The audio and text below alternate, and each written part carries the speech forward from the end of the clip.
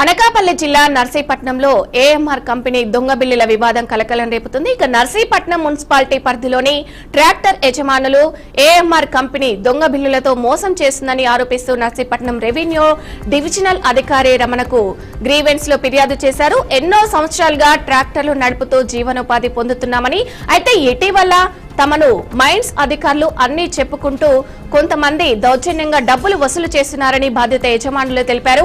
ఇక ఈ ట్రాక్టర్లపై దాదాపు 500 మంది జీవనోపాధి ఆధారపడి ఉందని, ఎటువంటి అధికార అనుమతులు లేకుండా డబ్బులు వసూలు చేయడం తగదని బాధిత యజమానులు ఆందోళన వ్యక్తం చేశారు.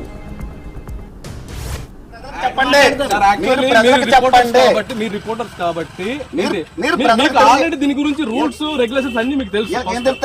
వాళ్ళ గురించి కాదు, సపోర్ట్ చేస్తున్నారు కదా సార్, మీరు వాళ్ళకి సపోర్ట్ చేస్తున్నారు. సో దీనికి ఈసీ లేకుండా దీన్ని తవ్వకూడదు అనేది అవును సార్. మధ్యలో మీరు ఇప్పుడు వాళ్ళు సపోర్ట్ చేస్తున్నారు.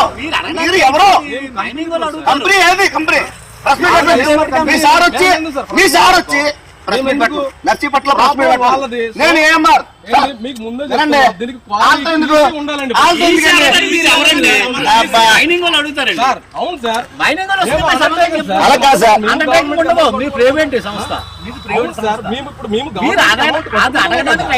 సార్ ఫస్ట్ ఆఫ్ దీనికి ఈసీ లేదు. చెప్పండి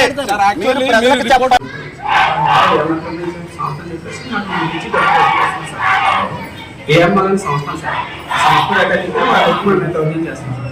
450 రూపాయలు కట్టమన్నా సార్ రేట్. దీని మీద రేట్ అది కూడా సార్ ఏదో ఫేక్ బిల్ ఇచ్చేసి మళ్ళీ డొనేషన్ చేస్తాం సార్. అలా చూసేదానికి తర్వాత ఎలా రాసి ఇచ్చేస్తాం అంటే ఇది ఒకదాన్ని స్కాన్ చేసిన తర్వాత మళ్ళీ స్కాన్ చేసి సార్. సుమారుగా ఒక 20 కుటుంబాలు జీవనోపాధి చేస్తున్నారండి. అంటే అక్కడ తవ్విపోలు ఒక 20 మంది కుటుంబాలు, ఇక్కడ బండి మీద పనిచేసే వాళ్ళు ఒక 20 మంది కుటుంబాలు, మొత్తం 40 మంది కుటుంబాలు పనిచేస్తున్నాయి. అంటే ట్రాక్టర్ మీద పనిచేసే వాళ్ళు సపరేట్ లేబర్ అండి, అక్కడ తవ్వి వాళ్ళు సపరేట్ లేబర్ అండి. వాళ్ళు తీస్తేనే మేము పట్టుకెళ్ళం కాదు, మా ట్రాక్టర్ మీద లేబర్ లోడ్ వేస్తేనే మేము పట్టుకెళ్ళం కాదు. దీన్ని పెట్టి కొంచెం ఏదో మాకు న్యాయం చేస్తారని చూస్తాం సార్. మరి దౌర్జన్యంగా వసూలు చేస్తున్నారు, మమ్మల్ని దారుణంగా అడ్డుకుంటున్నారు. మీరు స్పందిస్తారని మేము మాట్లాడుతున్నాం. మేము కడతామని అనట్లేదు, కడతాం. కాకపోతే ఎంత ఒరిజినల్ బిల్ ఇవ్వాలి మాకు. ఒరిజినల్ బిల్ ఇచ్చి మీరు వసూలు చేస్తే మేము కట్టలేదు. దాని గవర్నమెంట్ మైనింగ్ బిల్ ఎంత ఉంది అది మాకు ఒరిజినల్ రిపీట్ ఇవ్వాలి. సుమారు అదే చిన్న 2 మొక్కలు చెప్పండి, అలాగా మేము పరిశీలిస్తాము. మేము కూడా మా దృష్టికి ప్రెస్ ఇవ్వడానికి ఒకసారి ఏమైందంటే ఇచ్చేవాళ్ళం ఇప్పుడు ఒక ఏడీ గారు ప్రతాప్ రెడ్డి అని ఒక ఆయన ఉండేవాడు. ప్రతాప్ రెడ్డి వైజాగ్ లో ఆయన 3 జిల్లాల్లో బిజినెస్ చేశాడు. చేస్తే ఆయన ఒకసారి ఏమైందంటే ప్రెస్ మీట్ పెట్టి ఇష్టం వచ్చినట్టు మాట్లాడేసి, నేను అక్కడ అన్ని కోట్లు వేసాను, ఇక్కడ ఈ ఎమ్మెల్యే టీడీపీ ఎమ్మెల్యే మనుషులకు 2 కోట్లు వేసాను, అప్పుడు వైసీపీ ఆ భారీ ఊరికి ఇలా చేశాను, భారీ మూసాను, ఇష్టం వచ్చినట్టు కాంటనర్ ఇచ్చేసాను. ఇచ్చేయడంతో అక్కడ పెద్దిరెడ్డి గారికి బాగా కోపడిపోయారు. ఇమీడియట్ గా సస్పెండ్ కూడా చేశాను. సస్పెండ్ చేసి డైరెక్టర్ గారు ఏమి ఇచ్చారంటే, మా పెర్మిషన్ లేకుండా మీరు ఎక్కడా కూడా వాయిస్ ఇవ్వడానికి లేదు, ఇస్తే దాని తాలూకా ఫర్దర్ కాంప్లికేషన్స్ మీరు ఫేస్ చేయాల్సి ఉంటుంది అని క్లియర్ గా ఇన్ రైటింగ్ ఇచ్చేసారు. మనం ఎక్కడికి వెళ్ళినా కూడా బయట రోడ్ మీద అక్కడ ఈజీగా ఎవరైనా అడిగితే ఇదంటే ఈ రోజు ఇన్ని లారీలు పట్టుకున్నాం, అంత కలెక్షన్ చేసాము, ఇలాగే జరిగిందల్లా చెప్పేవాడు. తర్వాత ఏదైనా మ్యాటర్ ఉంటే ఇంపార్టెంట్ మ్యాటర్ ఉంటే అడిగితే చెప్పేవాడు, చెప్పడానికి జరుగుతుండేది కదా. ఇప్పుడు ఏ చిన్నది అడిగినా చెప్పడానికి ముందుకు రాలేకపోతే అప్పుడు గుంటూరు సంఘటనలు జరిగాయి కదా సార్, అంటే బంకర్స్ కాల్ చేయడం, అదే తిరగబోటన, అప్పుడు కూడా ప్రెస్ మీట్ ఇవ్వలేదా మీరు? ప్రెస్ లో మాట్లాడడానికి లేదండి. ఎప్పుడు ఇది 2022లో జరిగిందండి ఆయన ప్రెస్ మీట్ ఇవ్వడం. ఆ తర్వాత ఎవ్వరూ లేదు press meet, mines department press meet ఇవ్వడానికి లేదు. మరి మేము ఎవరిని అడగాలంటారు? వీళ్ళు క్లారిఫికేషన్ అలాగా వాళ్ళతో ఏమైనా మాట్లాడి అసలు వీళ్ళు చేస్తున్న దాన్ని మీరు ఎలా చెక్ పోస్ట్ చెక్ పెట్టాలంటే అలాగా చెక్ పెట్టాలి అంటే మీరు ఏదో మరి పై లెవెల్లో ఏదో ఇప్పుడు మీరు ఏదైనా కంప్లైంట్ ఇచ్చారు అనుకోండి, పైకి రాస్తాం. ఆయన కదా అగ్రిమెంట్ చేసుకుంది 432 కోట్లకి ఆయన అగ్రిమెంట్ ఇచ్చాడు. డిపార్ట్మెంటే ఏమంటే మాకు పరిధి ఉంటుంది.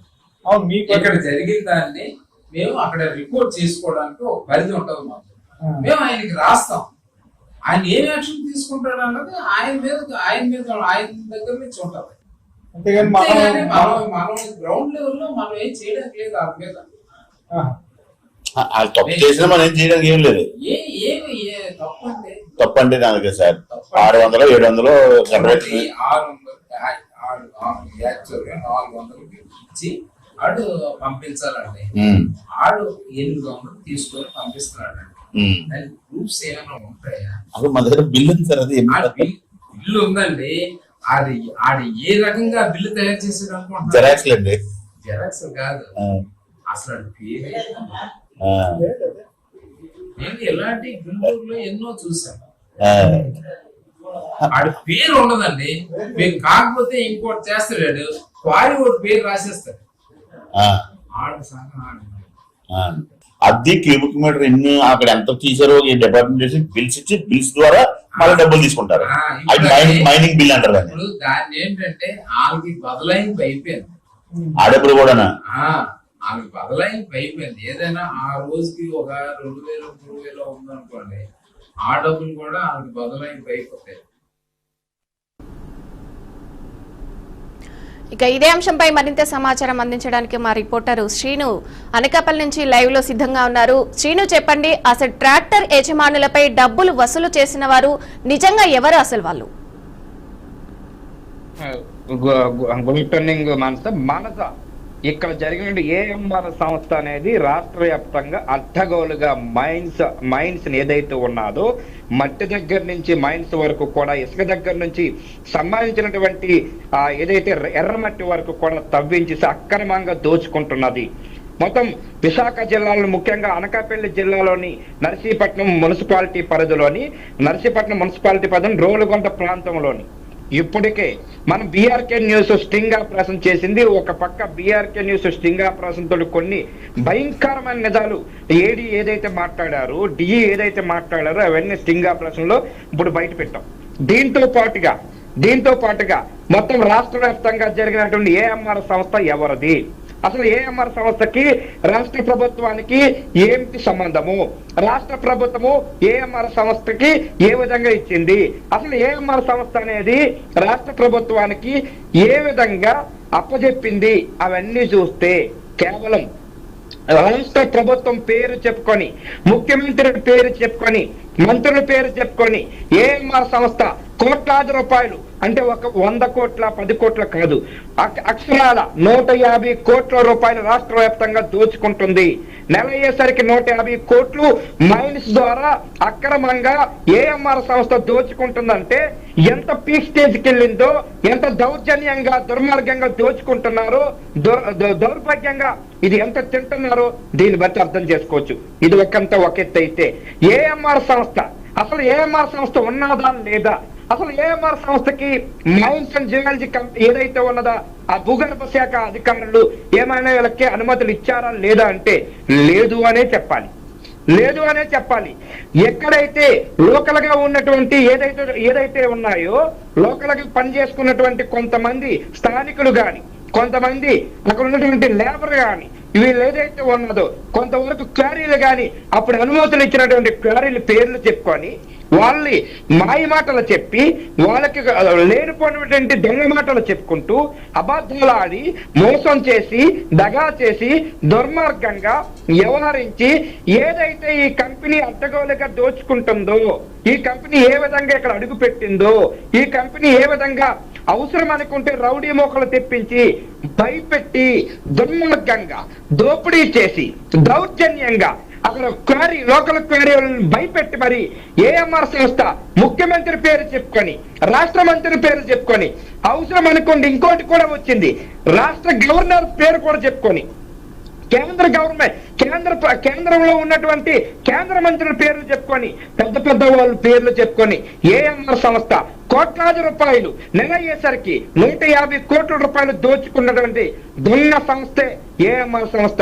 ఏఎంఆర్ సంస్థ చేసినటువంటి అవినీతి అక్రమాలు మైన్స్ నుంచి దోచుకునేవన్నీ కూడా బీఆర్కే న్యూస్ ఎక్స్క్లూజివ్ గా స్టింగ్ ఆపరేషన్ చేసి ఒక పక్క నర్సీపట్నం మున్సిపాలిటీలో ఉన్నటువంటి 500 మంది లేబర్ 500 మంది జీవనోపాధి పట్టణ కొట్టి వాళ్ళు ఏ విధంగా మోసం చేస్తున్నారు, ట్రాక్టర్ యజమానుల్ని ఏ విధంగా దోచుకున్నారు, వాళ్ళకి ఏ విధంగా బిల్లులు ఇస్తున్నారు, ఏ విధంగా అన్యాయంగా చేస్తున్నారు, ఏ విధంగా వాళ్ళకి అబద్ధాలు ఆడి మోసం చేసి దగా చేసి వాళ్ళని ఏ విధంగా దొంగ బిల్లులతోటి మాయ చేసి మసిపూసి మారడకాయలాగా మార్చి వాళ్ళని ఏ విధంగా దౌర్జన్యం చేస్తున్నారు.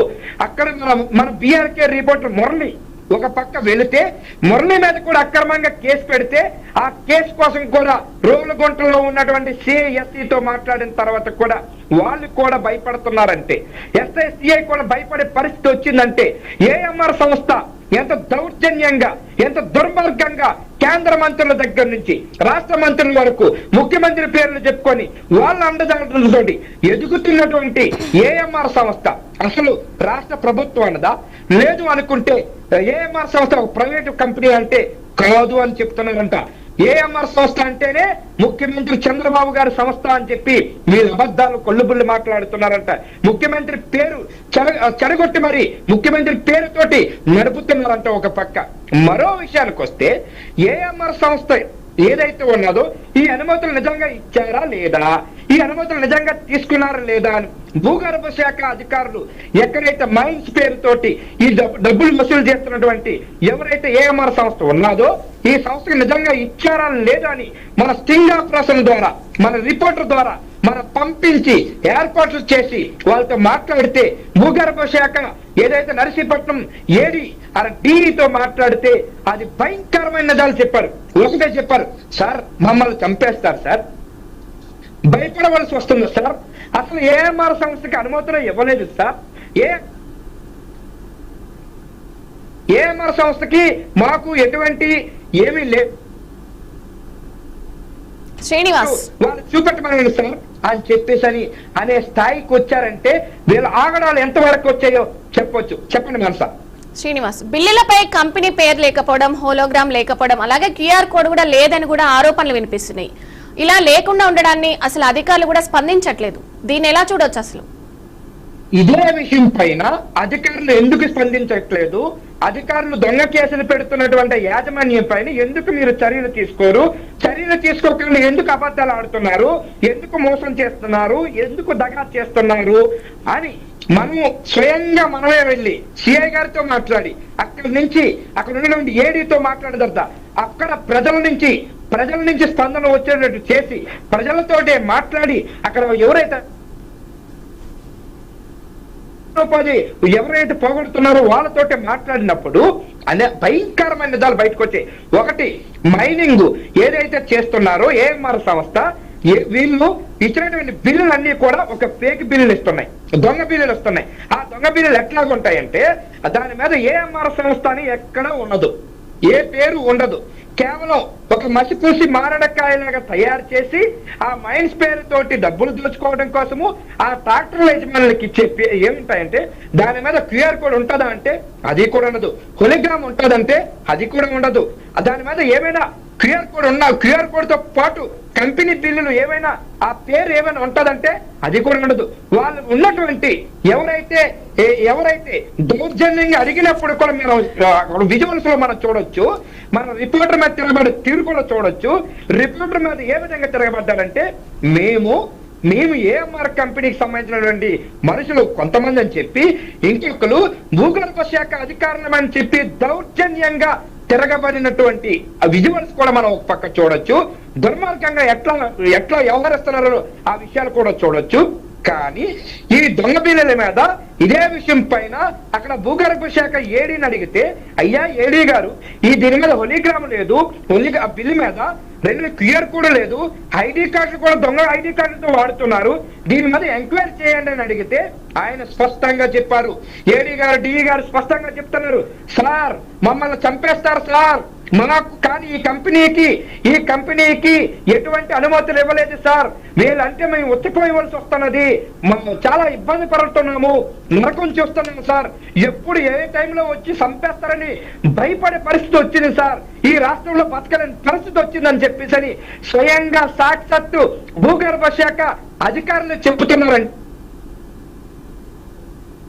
ఎంత బరి తెగిస్తున్నారో, ఎంత ఇబ్బంది పెడుతున్నారో ప్రజలని, అధికారుల్ని వీళ్ళ చేతిలోకి లాక్కొని భయభ్రాంతులకు గురి చేసి ఏఎంఆర్ సంస్థ ఎంత దౌర్జన్యంగా దుర్మార్గంగా దోపిడీ చేస్తూ 150 కోట్ల పైసల వరకు ఈ రాష్ట్ర వ్యాప్తంగా దోచుకుంటుందని కూడా బిఆర్కే న్యూస్ ఏదైతే ఉన్నదో, మన బిఆర్కే న్యూస్ ద్వారా మనం స్టింగ్ ఆపరేషన్ బయట పెట్టినటువంటి విషయాలు ఒక్కొక్కటి, ఒక పక్క గుంటూరు, ఒక పక్క ఒంగోలు, మరోపక్క వరంగల్, ఇవన్నీ కూడా నిన్న కూడా మీరు చూడొచ్చు, విజువల్స్ లో మనం చూపెట్టాం. విజువల్స్ లో భయంకరంగా వరంగల్ అయితే ఏకంగా అక్కడ మొత్తం అక్కడ ప్రజలు ఎవరు లేసి ఉండటం వల్ల తెలంగాణ ప్రాంతంలోని భయపట్టి ప్రజలే తిరగబడ్డారంటే, తిరగబట్టి వచ్చిందంటే ఎంతవరకు ఏ స్టేజ్కి వెళ్తున్నదో ఏఎంఆర్ సంస్థ దీన్ని బట్టి అర్థం చేసుకోవచ్చు. ఈ రాష్ట్రంలోని ఏఎంఆర్ సంస్థ అసలు ప్రభుత్వందా, లేదా చంద్రబాబు గారు నడుపుతున్నారా, లేదు మంత్రులు నడుపుతున్నారా అంటే వాళ్ళ నుంచి ఏఎంఆర్ సంస్థ చెప్పే విషయం ఒకటే చెప్తున్నారు, ఇది నడిపించేది మా ముఖ్యమంత్రి, ఇక మంత్రులే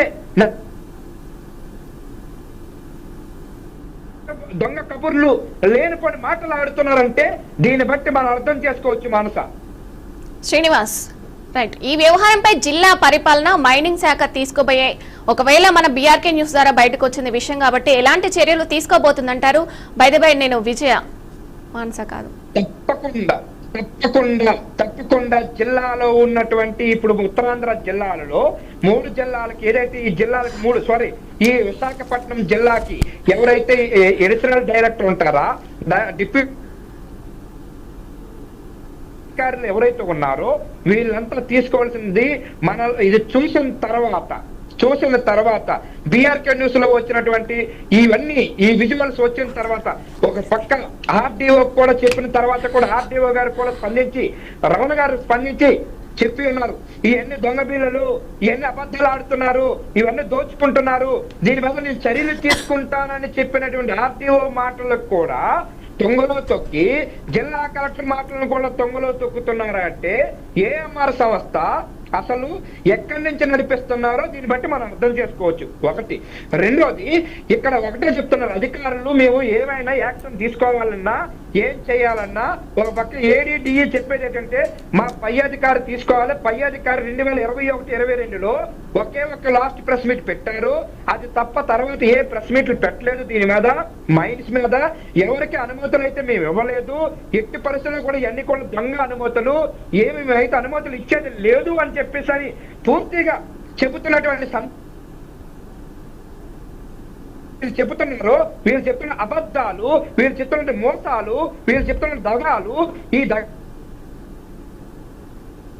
అధికార యంత్రాంగానికి ఒకటే,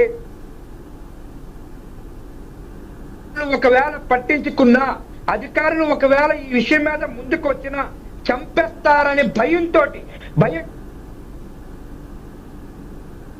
భూగర్భ శాఖ అధికార యంత్రాంగం అని చెప్పేసి స్పష్టంగా బిఆర్కే న్యూస్ విజువల్స్ లోని బిఆర్కే న్యూస్ స్పష్టంగా ఏదైతే మేము స్టింగ్ ఆపరేషన్ చేసినప్పుడు స్టింగ్ ఆపరేషన్ ద్వారా వచ్చినటువంటి భయంకరమైన నిజాలు ఒకటే, మమ్మల్ని చంపేస్తారు సార్, మేము చనిపోతే మా బిడ్డల భవిష్యత్తు ఏంటి, మా భార్య భవిష్యత్తు ఏంటి, మా ఫ్యామిలీ సోర్స్ ఎవరున్నారు, దయించి మమ్మల్ని వదిలేయండి సార్, ఏఎంఆర్ సంస్థ కోసం మీరు మాట్లాడవచ్చు దండం పెట్టే పరిస్థితి వచ్చిందంటే ఎంత పీక్ స్టేజ్కి వెళ్ళిందో దీన్ని బట్టి అర్థం చేసుకోవచ్చు. దీని బట్టి మాట్లాడవలసింది సాక్షాత్తు గౌరవనీయులైనటువంటి ముఖ్యమంత్రి చంద్రబాబు గారు మాత్రమే మాట్లాడాలి, సాక్షాత్తు డిప్యూటీ సీఎం గా ఉన్నటువంటి పవన్ కళ్యాణ్ గారు దీని మీద మాట్లాడాలి, పవన్ కళ్యాణ్ గారు శుద్ధ లేని కబుర్లు చెబుతుంటారు. నేనంతా మైన్స్ ని కాపాడుతున్నాను, ఈ పర్యావరణాన్ని కాపాడుతున్నాను, నేను ఈ రాష్ట్రాన్ని నేను బాగు చేస్తానని చెప్తున్నటువంటి పవన్ కళ్యాణ్ గారు కూడా దీని మీద ఏ చర్యలు తీసుకుంటారో వేచి చూడాల్సిందే. ఎందుకు అంటే ఇప్పటికైనా మీరు పట్టించుకోకపోతే భయభ్రాంతులు గురి చేస్తున్న అధికార యంత్రాంగం భయభ్రాంతులు చేస్తున్న ఓ పక్క 500 మంది జీవనోపాధిని పోగొడుతున్నటువంటి ఏఎంఆర్ సంస్థ పైన ఎటువంటి చర్యలు తీసుకుంటారు? ఒక డిప్యూటీ సీఎం గా, ముఖ్యమంత్రిగా చంద్రబాబు నాయుడు గారు, డిప్యూటీ సీఎం గా పవన్ కళ్యాణ్ గారు, కొంతమంది మైన్ శాఖ అధికారి సంబంధించి ఏదైతే మంత్రులు ఉన్నారో ఈ మంత్రులు మాత్రమే దీని మీద చర్యలు తీసుకునే విధంగా వెళ్ళాలి తప్ప ఇక్కడ అధికారులు అయితే చేతులు ఎత్తేసారని చెప్పాలి, అధికారులు భయపడుతున్నారని చెప్పాలి, అధికారులు భయభ్రాంతులు గురవుతున్నారని చెప్పాలి, అధికారులు ఇబ్బందులు పడుతున్నారని చెప్పాలి. దీనిలో ఎటువంటి వ్యత్యాసం లేదు అనడానికి పూర్తి నిదర్శనము స్టింగ్ ఆపరేషన్ లోని భయంకరంగా వాళ్ళు చెప్పినటువంటి ఏడీ చెప్పిన మాటలే దీనికి నిదర్శనం అని చెప్పవచ్చు. Right thank you Srinivas.